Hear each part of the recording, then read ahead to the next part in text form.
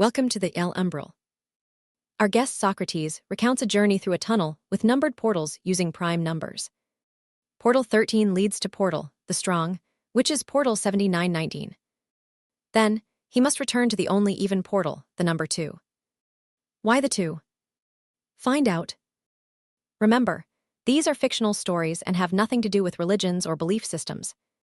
Regarding levels of consciousness, they appeared before my understanding like a tunnel of near-infinite length, its end unseen. At regular intervals, there were entry portals allowing access to different realities. I paid attention to their numbering, for the guardian at the entrance told me I had to go to portal number 13, which would lead me to portal 7919, called the Strong. Then I would have to return to the portal whose number is the only even one at the tunnel's entrance. But instead of being consecutive 1, 2, 3, etc., these portals' numbers were prime. Strange, right? What an intriguing detail that prime numbers are the key. How did you feel interacting with those portals and their peculiar numbering? The way I traveled through the tunnel, and the portals was within a spherical ship, moving at incredible speeds. I felt my body expand almost to the point of disintegrating, then compress almost to suffocate me. The tunnel's lights flickered and changed color at regular intervals, in sync with the expansion and compression of my body within the sphere. That same rhythm coincided with an absurd confusion, followed by extraordinary mental clarity. What an intense experience. Could you describe that moment of mental clarity you mentioned? Finally, I reached portal 7919 and entered, having exited the sphere. It was completely dark, and there was absolute silence, devoid of any sensory manifestation. The senses seemed dead. It was the hall of understanding. Though I had no sight, touch, taste, hearing, or smell, I began to understand everything. But at the same time, I realized that everything, in capital letters, was incomprehensible.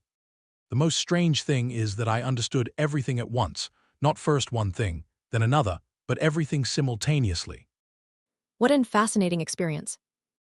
What made you realize it was time to return? Then I heard a voice within me that it was time to return, that my consciousness had expanded.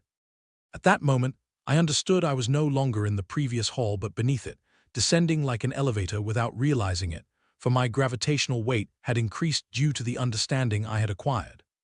It was the way to measure whether the objective of being in that hall had been achieved. So I had to climb back to the upper hall with difficulty via a kind of slide. Fascinating the transformation you describe, as if space itself adapted to your evolution. What sensation did you feel upon finding that perfect perspective? Upon arriving there, it was no longer dark but fully illuminated.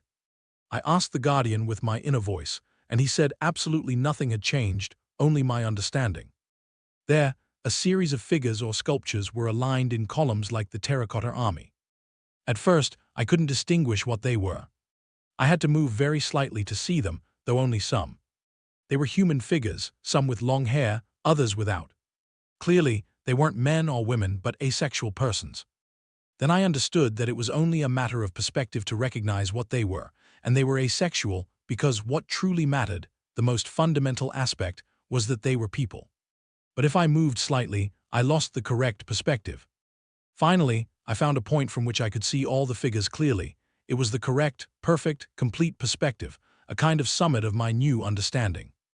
Upon returning to the entrance of that portal, I saw a circle with a metallic ring, which sank like an elevator when my consciousness expanded. Thank you, Socrates, for sharing. It's an intriguing story. More in the next episode, Perspective and Revelations. Thank you all. Until next time.